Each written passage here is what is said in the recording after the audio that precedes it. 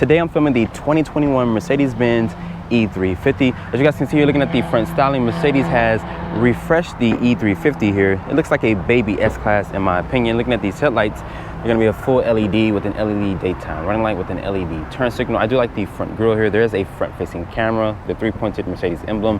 You also get it on top of the hood. I do like the body lines here that my tester has. There's some chrome down here in the front lip splitter. But I want you guys to comment down below, what do you think about the refresh 2021 Mercedes-Benz E350? And there's also front parking sensors. And my Tesla does have the optional gray metallic paint, which is $720. But making our way to the side profile here, I am not a fan of these wheels here. I wish they were a gloss black, but I do like the multi-spoke here. And also, I wish Mercedes would have painted the calibers here either red or even a blue for this E350 here. These are a 245/45 tire. They're wrapped in this 18-inch rim design. Like I mentioned, I do like the multi-spoke here, but I wish Mercedes would have offered a gloss black wheel and maybe paint the brake calibers. There's this LED sight marker here on the mirror cap. My Tesla just comes with a standard sunroof. Mercedes does offer a panoramic sunroof, but you have to option that in. But making our way to the rear here of the E350, looking here, there's this E350 badge there. I do like the tail lights here. They're going to be in full LED with an LED brake light, with an LED reverse light, with an LED turn signal. And down here, Mercedes does throw in rear parking sensors. There's going to be dual tip exhaust with some chrome trim. I do like the rear diffuser back here. There's a three-pointed Mercedes emblem there with some more chrome trim. Once you open up the cargo capacity, Mercedes says you get 13.1 cubic feet of space, and this is a power opening trunk. Once you lift up the load floor here, Mercedes does throw in underfloor storage.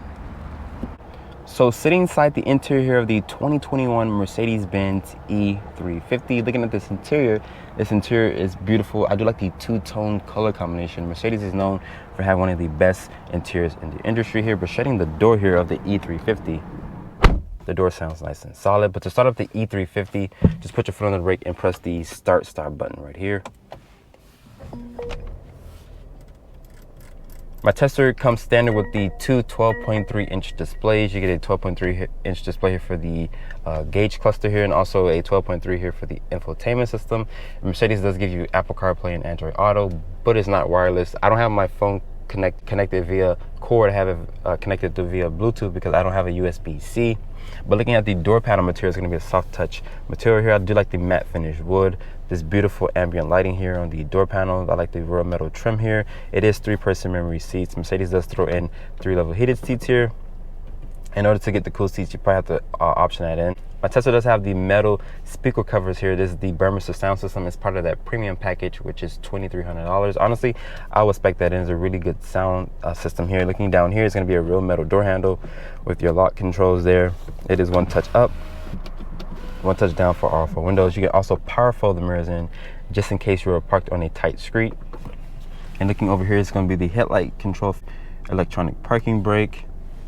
This is a power tilt telescoping steering wheel. It does have a good amount of adjustability.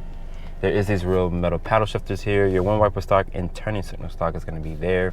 And over here, this is for the selector. You can put this thing into reverse, park, drive, and neutral. This is beautiful camera here. Mercedes does one of the best backup cameras in the industry. And they show you a front view there, which is a wide angle. This is for the side of the car. It does show you where your tires are with this red box there. This is a wide angle from the back, and this is a closer angle, and Mercedes does throw in this top-down 360 view there. This beautiful 12.3-inch display shows a nice, clean, high resolution. But to put it into park, just press this button there, just like a Tesla. So if you're coming over from Tesla to a Mercedes-Benz, you know how to actually put your car into drive, park, neutral, and reverse. Looking here, there's adaptive cruise control. This does have emergency braking, spot monitoring. And I tested out Mercedes driver's assistance. It's pretty good. It's really good driver's assistance. You can customize the screen to show you different things. Change the gauges as well. Just hit display. You can see now you have more of a conservative look. You can change this to anything. But looking over here, what's the home button here? This controls the 12.3-inch display over here, which is fast, it's snappy. And my tester also has, hey Mercedes, how can I help? Can you show me to the nearest gas station?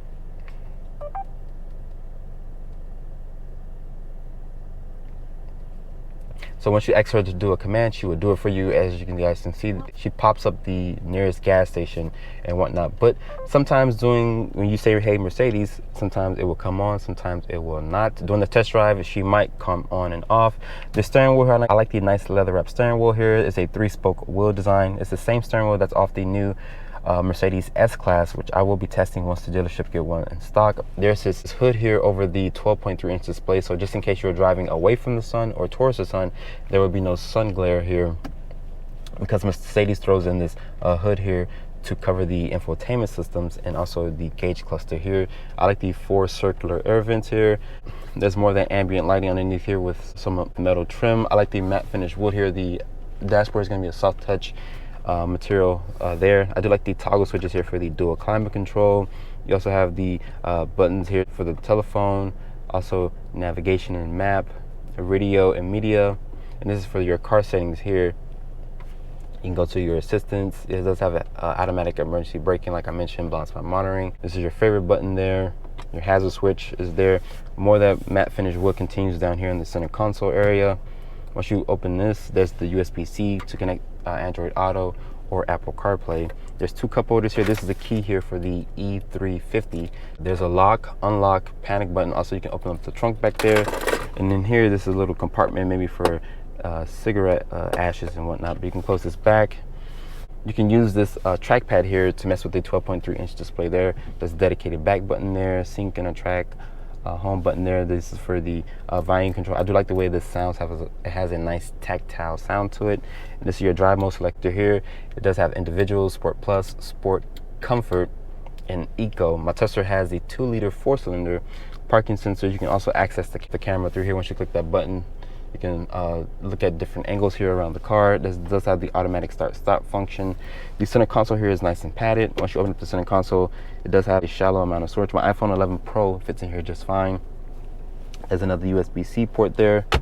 And this double hinge, I actually do like that it's double hinge. There's this frameless mirror up here. It's going to be LED lights throughout the whole entire cabin. And above, my Tesla does have a standard sunroof. Mercedes does throw in a panoramic sunroof for additional option. These seats in here, they look good. They look comfortable. Like I mentioned, I do like the 2-tone interior here. The seats are not aggressively bolstered, but I do like to have bolsters here, which has a nice firm feel to them. The glove box here is damped and it's lined with felt. It's a pretty decent sized glove box here. But overall, like I mentioned, Mercedes has knocked the E350 interior out of the ballpark here, which is a nice clean look. But let's hop into the back seat of the E350. Sitting in the back seat here of the E350, looking here at the legroom, Mercedes says you get 36.1 inches of legroom. There's going to be 2 map pockets for additional storage. And this is why I have the seat to drive. I'm only 5'8". There's rear air vents back here, but pushing this is going to be a small compartment with a 12 volt. The drivetrain shaft here is large because this is a rear-wheel drive model. Mercedes does offer all-wheel drive, but shutting the door here, the materials does continue from the front to the back. Nice soft touch material. I do like the ambient lighting here. The metal speaker cover is there for the Burmester sound system. Nice matte finish wood. Additional storage down here. Pulling the armrest down here, Mercedes does throw in 2 over-engineered cup holders, which I do like. It's a nice gimmick. And they also throw in additional storage. But the back seat here is not a bad place to sit in the E350. So I have the hood open here for the 2021 Mercedes-Benz E350. Mercedes will be offering this with 3 different powertrains, but let's see what powers the E350 here. My tester here has the company's 2-liter. It makes 255 horsepower, 273 pound-feet of torque. Fuel economy is rated at 22 in the city, 31 on the highway, and 25 combined. My tester is rear-wheel drive. Mercedes says 0 to 60 in 6 seconds, which is great 0 to 60 timing for a car that weighs 3,700 pounds. And it's paired with a 9-speed automatic. Like I mentioned, Mercedes will be offering this with 2 other powertrains, which is a E350e plug-in hybrid that makes 315 horsepower and 516 pound-feet of torque, and also a new turbocharged 6-cylinder that makes 362 horsepower. This is my first time ever driving the E-Class or any E-Class brand here at Mercedes. Like I mentioned in the interior scene, this thing has a luxurious interior. My tester has the company's 2-liter 4-cylinder. It makes 255 horsepower, 273 pound-feet of torque, and it's paired with a 9-speed automatic transmission. I have this thing in comfort mode, and the suspension feel feels amazing. This car drives really good. It feels like I'm driving a cloud. The seats in here, they feel comfortable. I do like to have this nice aggressive bolster here, but the seats are not aggressively bolstered themselves, but the bolstering here does feel pretty good. And my Tesla does have automatic start stop. So just in case you wanted to save fuel or not, you can just defeat that by the button, or once you release your foot off the brake, it will start the car right back up. Even though this is a 2-liter, it does have adequate power for most people. Mercedes will be offering this with 2 other powertrains, which is a turbocharged 6-cylinder that makes 362 horsepower, and they will be offering a plug-in hybrid version, which makes 315 and 516 pound-feet of torque.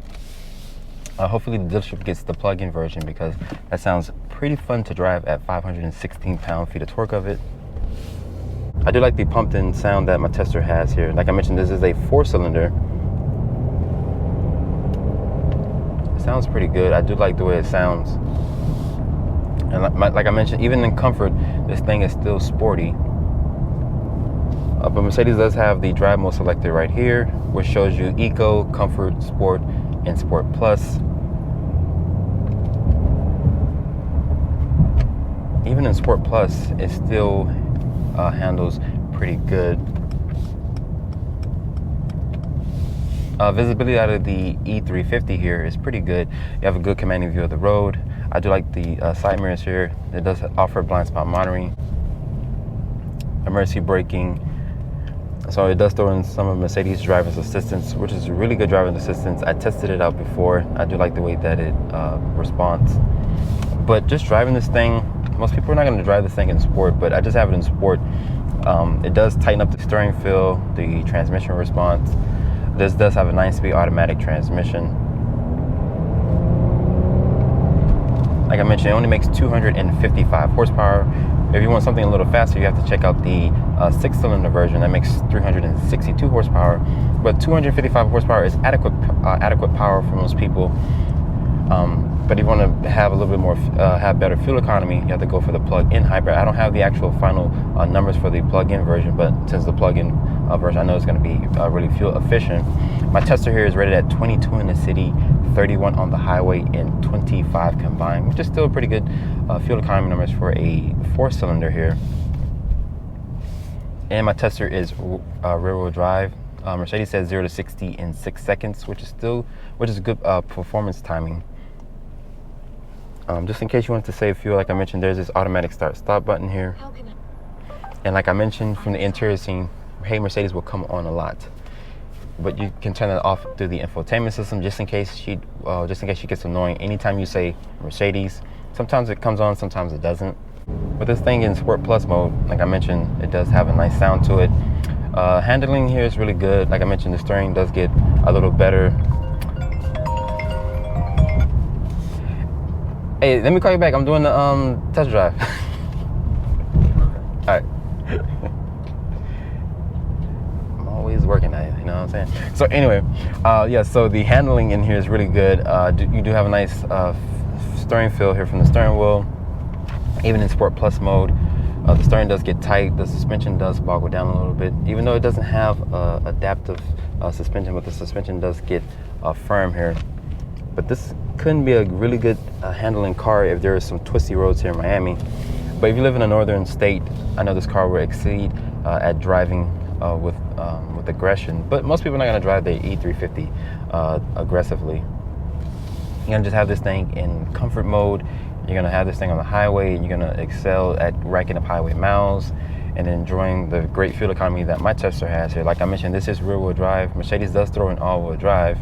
But I think with the all-wheel drive system, you might lose 1 or 2 mpg off the fuel economy if that's an important thing to you. But like I mentioned, Mercedes will be offering a plug-in version of the E350. But like I mentioned, I am looking forward to driving that because it has over 500 pound-feet of torque. But just driving this thing at 35 miles an hour here, it's quiet in this cabin. I don't hear any road noise, no wind noise. But it's not a windy day today, but I don't hear any wind noise. But this thing is really good at cruising on back roads. But you can make this thing an aggressive car to drive. You put it in the Sport Plus mode, but like I mentioned, it does make adequate power for most people. So 255 horsepower might be enough horsepower for you. If not, Mercedes will be offering a 6-cylinder version, like I mentioned, which makes 362 horsepower.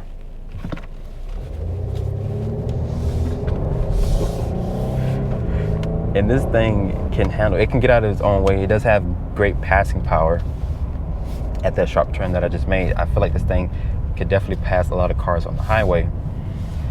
It does drive really good. This, honestly, this could be a really good daily driver for someone that doesn't want to spend S-Class money, that's trying to keep this car under $60,000. My tester here has a good price for what they're offering with the two 12.3-inch displays, a great powertrain. My tester does have a 9-speed automatic.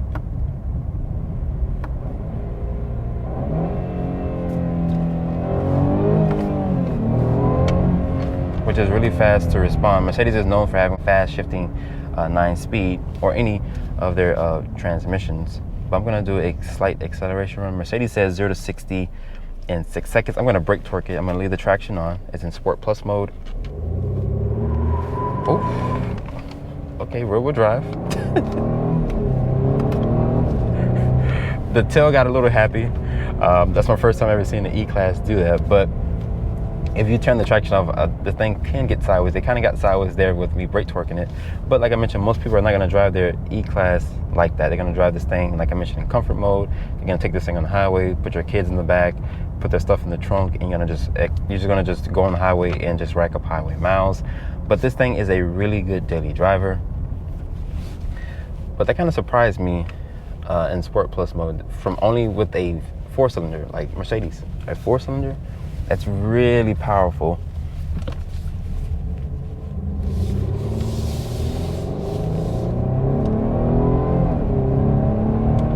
So after spending time with the 2021 Mercedes-Benz E350, if you're looking for a luxurious interior, also with performance, even though my tester here is the 4-cylinder, it does make adequate power. The thing has a really smooth ride quality. So how much does a E350 cost? Starting price for my tester here is at $54,250. My tester does have some optional equipment, which rolls in the wheel locking bolts, which is $150. It does have that premium package, which includes the Burmester sound system, also with the active parking assist, including the gray metallic paint, which is $720. My tester here has an as tested price at $58,470. I would like to give a special thanks to Mercedes-Benz of Cutler Bay for providing me with the 2021 Mercedes-Benz E350. If you're in the market for an E350, you can come to Mercedes-Benz of Cutler Bay and ask for Lewis. He'll get you into this E350. But I hope you guys have enjoyed my full overview on the 2021 Mercedes-Benz E350.